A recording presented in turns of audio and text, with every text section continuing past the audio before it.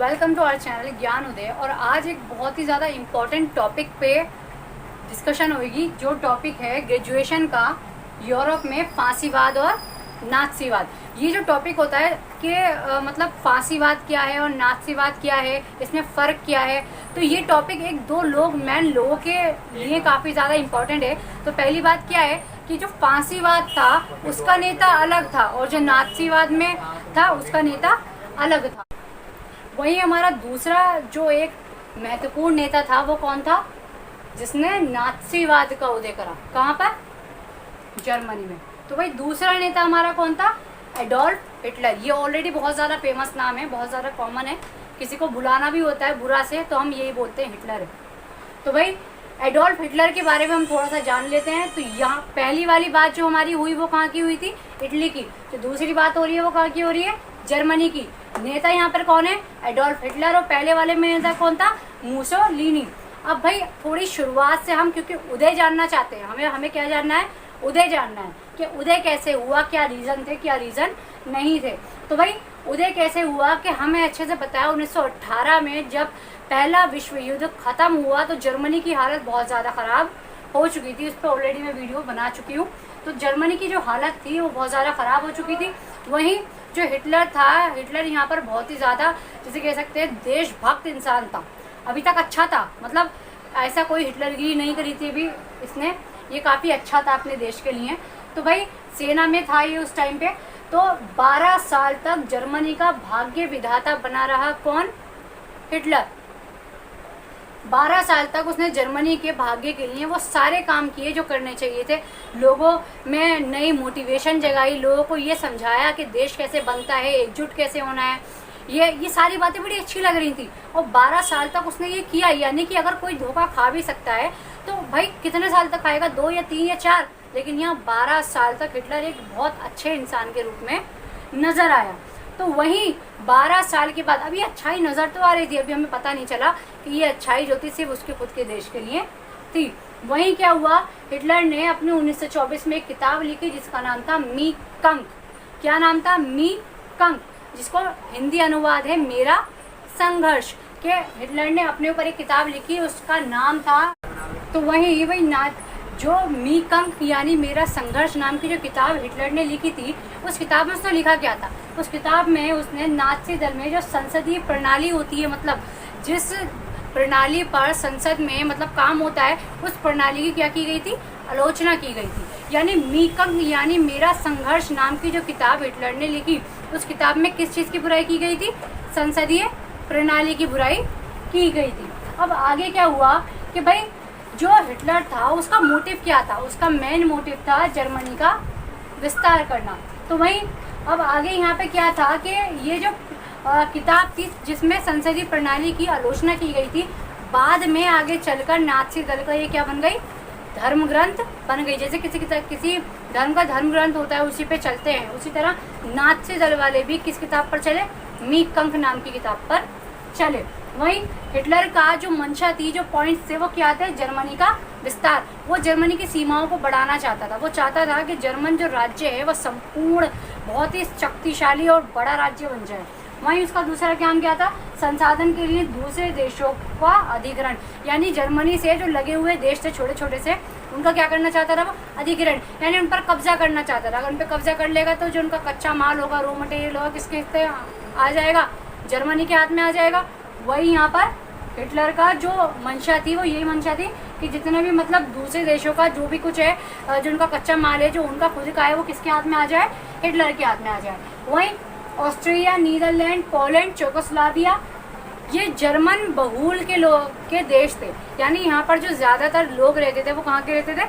Germany के। दोबारा नाम बता रही हूँ, ऑस्ट्रिया। ऑस्ट्रेलिया नहीं है, महाद्वीप ऑस्ट्रेलिया की बात नहीं हो रही है। ऑस्ट्रिया जो यूरोप में छोटे सा देश है। ऑस्ट्रिया, नीदरलैंड, पोलैंड, चेकोस्लोवाकिया, जो जहाँ पर जर्मन बहुल के लोग ज़्यादा थे। तो हिटलर क्या चाहता था कि मतलब जब यहाँ पर ये लोग ज़्यादा हैं तो इन कंट्रीज़ को क्या कर लूँ मैं? हड़प लूँ और इनको किस में मिला लूँ? जर्मनी में मिला लूँ। और जर्मनी क्या बन जाएगा? फिर एक बड़ा महान और शक्तिशाली राज्य बन जाएगा। ये हिटलर की क्या थी? मंशा। इसके अलावा एक और जो मोस्ट इम्पॉर्टेंट बात है, जो हिटलर था वो यहूदियों से, यानी कि जूइश लोगों से थोड़ी सी घृणा रखता था, थोड़ी सी नफरत रखता था, उनको मतलब ज़्यादा वो समझता नहीं था वो। इसके अलावा हिटलर की जो मंशा थी वो क्या थी, महान जर्मन राष्ट्र और जर्मन प्रजाति की श्रेष्ठता। हिटलर क्या कहता था कि जो जर्मनी है वो महान राष्ट्र बनेगी और जो जर्मन प्रजाति है वो वर्ल्ड में, दुनिया में सबसे ज़्यादा श्रेष्ठ है, यानी वो लोग जो जर्मनी से जर्मन बहुल के हैं, जर्मनी भाषा या इस तरीके से। तो वही हिटलर का ये कहना कि सिर्फ जर्मन लोग जो हैं वही सबसे ज़्यादा श्रेष्ठ हैं और मुझे क्या किया गया है, मुझे बनाया ही इसलिए गया है कि मैं राज करूं और जर्मनी का उत्थान करूं। वहीं अंतर्राष्ट्रीयतावाद, अंतर्राष्ट्रीयतावाद का मतलब होता है कि जैसे कि दुनिया में जो भाईचारा है उसका जो हिटलर क्या था, कट्टर विरोधी था, मानता नहीं था उसको।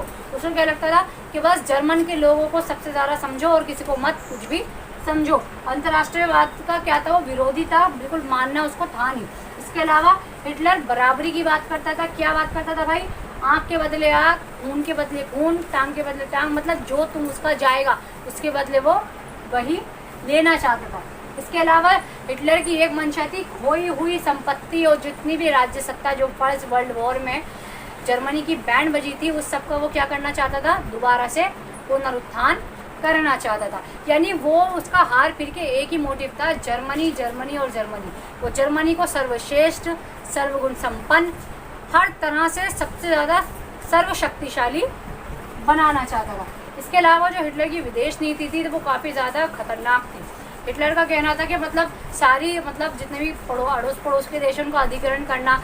और जो हिटलर की जो विदेश नीति थी, जब उसकी खुद की नीतियों से पता चल रहा है कि भाई आँख के बदले आँख, खून के बदले खून, तो इन विदेश नीतियों की वजह से ही ये जो हिटलर की जो काफ़ी ज़्यादा खतरनाक विदेश नीति रही, तो दुनिया के कुछ देशों में तो काफ़ी चिंता का विषय थी और कुछ देशों में डर का माहौल बना रखा था। डेफिनेटली उन देशों में जो जर्मनी के आसपास थे।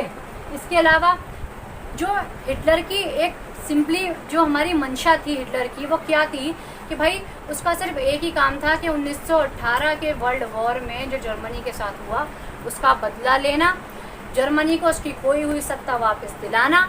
इसके अलावा उन सभी लोगों को जो जर्मनी के दुश्मन हैं उनका खात्मा करना और जो जर्मन बहुल के लोग हैं या जर्मन श्रेष्ठ हैं उनको सर्वश्रेष्ठ बनाना।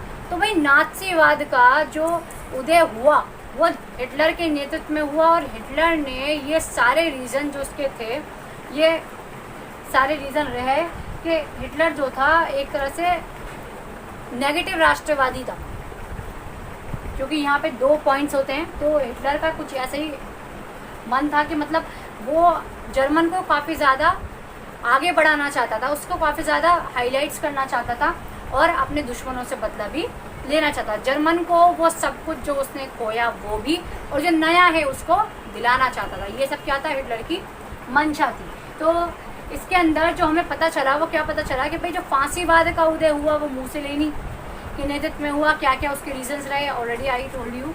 एंड नाज़ीवाद का जो उदय हुआ वो हिटलर के नेतृत्व में हुआ। उसमें हिटलर की क्या मंशा थी, किस चीज़ का उसको बदला लेना था, क्या उसकी नीतियाँ रहीं, क्या उसके धर्म ग्रंथ रहे और क्या क्या उसने किया।